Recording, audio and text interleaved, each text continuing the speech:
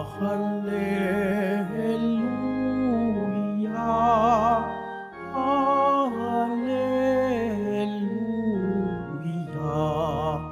Hallelujah,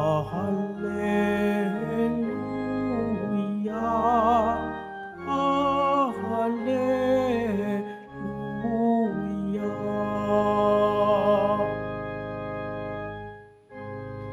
Daan ng poong narianda,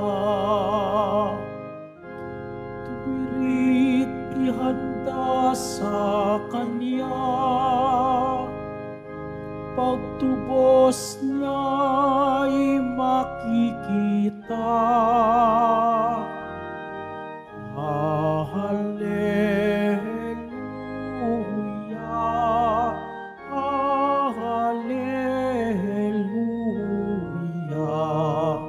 Hallelujah, Hallelujah.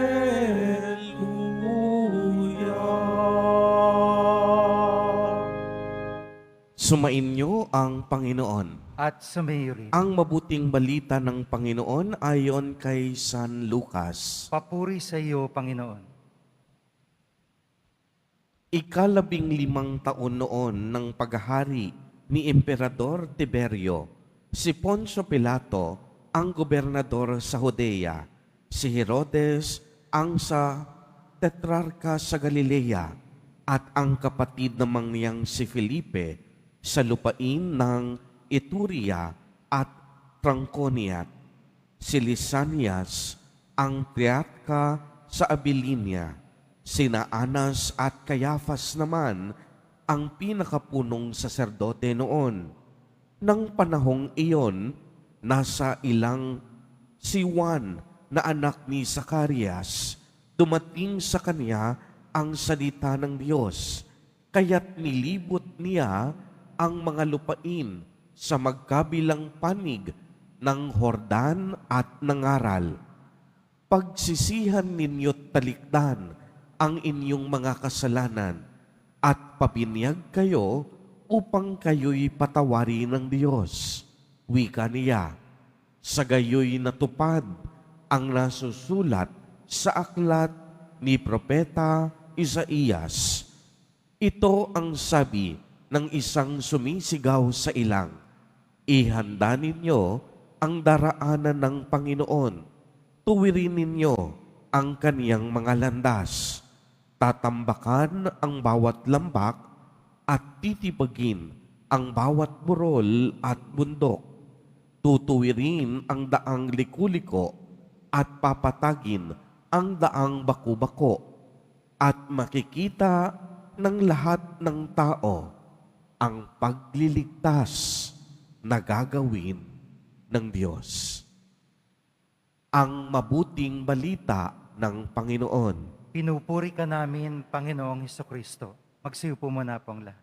Magandang umaga po sa inyong lahat, mga kapatid kay Kristo. Sa lahat po ng ating mga taga-subaybay sa iba't ibang online platforms at sa lahat ng ating mga kadiboto sa iba't ibang panig ng Pilipinas at maging sa buong mundo kung saan tayo ay naaabot ngayon ng ating live streaming.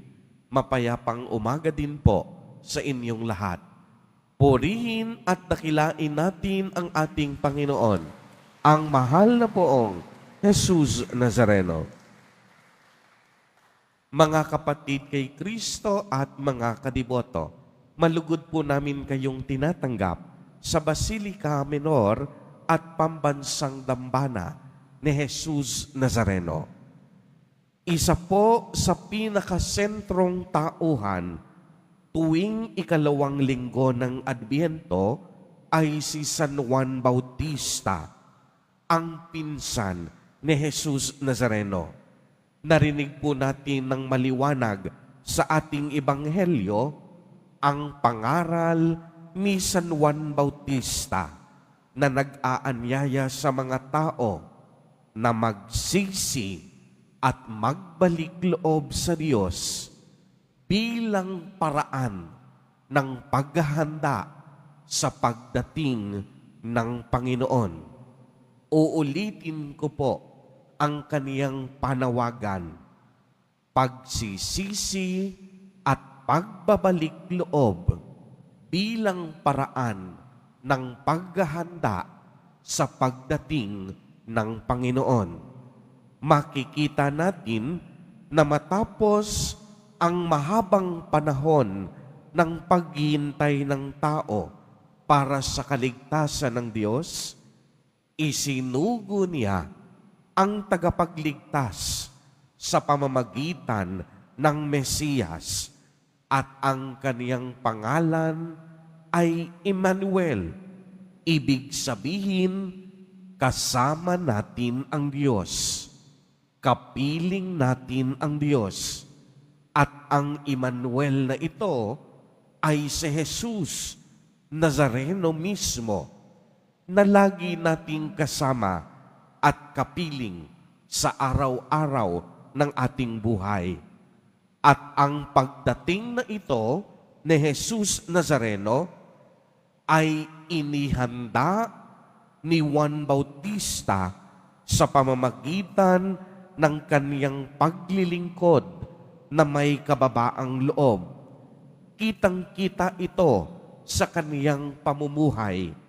Nanirahan siya sa ilang at nagsuot ng damit na yari sa balat ng kamelyo. Siya'y may sinturong yari sa balat. Balang naman at pulok-pukyutan ang kaniyang kinakain. Sa kaniyang pangangaral, hindi kailanman nagpakita ng pagmamalaki o kayabangan si Juan Bautista.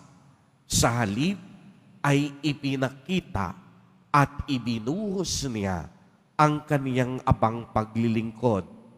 Sabi nga ni San Juan Bautista, darating na kasunod ko ang isang makapangyarihan kaysa sa akin. Ni hindi ako karapat-dapat magkalag ng tali ng kaniyang mga panyapak. Binibinyagan ko kayo sa tubig, ngunit bibinyagan na kayo sa Espiritu Santo. Kung pagninilayan nating mabuti, tayo pong lahat, kagaya ni San Juan, hindi karapat-dapat sa banal na presensya ng Panginoon, sapagkat lubos ang kabanalan ng Diyos at tayong lahat makasalanan.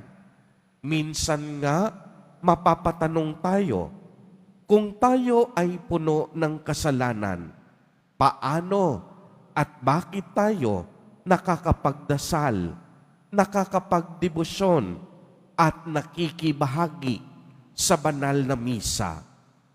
Simple lamang ang sagot, dahil tayong lahat kinaawaan at kinahabagan ng ating Nuestro Padre Jesus Nazareno. At ito ang paanyaya ni San Juan Bautista. Sa sino mang magsisisi at magbabalik loob sa Diyos, tiyak yun, papatawarin, kakaawaan, at kahahabagan ng Diyos. Kaya nga, mismong si Jesus Nazareno, nililinis tayo sa ating karumihan, pinalalakas tayo sa ating mga kahinaan, at pinatatatag tayo sa kabila ng ating mga karupukan. Mga kapatid kay Kristo, maganda din pong itanong natin sa ating mga sarili para sa pagninilay. Paano kaya kung sakaling may kaunting panahon na lang tayo dito sa lupa? Paano kung may kaunting panahon na lamang tayo at tatawagin na tayo ng Diyos sa Kanyang kaharian? Nakapagsisi at nakapagbalik loob na ba tayo? Sayang ang pagkakataon kung tayo ay hindi nakapagbalik loob. Sayang ang pagkakataong mailigtas tayo ni Jesus Nazareno mula sa kuko ng kamatayan at kasalanan. Lagi po nating tatandaan, ang Diyos patuloy na nagmamahal sa atin. Hindi po mahalaga kung ano ang ating nakaraan. Ang mahalaga, tinatama natin ang ating pagkakamali at taos-puso ang ating pagbabalik loob. Huwag tayong mapako sa ating nakaraan, anumang dumi o lalim ng ating pagkakasala. Tinatawagan tayo na magsisi at magbalik loob. Basta tayo lamang ay handang tumugon sa paanyaya ni Jesus Nazareno na sundin ang kalooban ng Diyos. Nakakasiguro tayong patatawarin tayo sa ating mga pagkakasala at higit sa lahat, babaguhin ng Diyos ang ating buhay at pamumuhay. Amen. Purihin at dakilain natin ang ating Panginoon, ang mahal na poong Jesus Nazareno.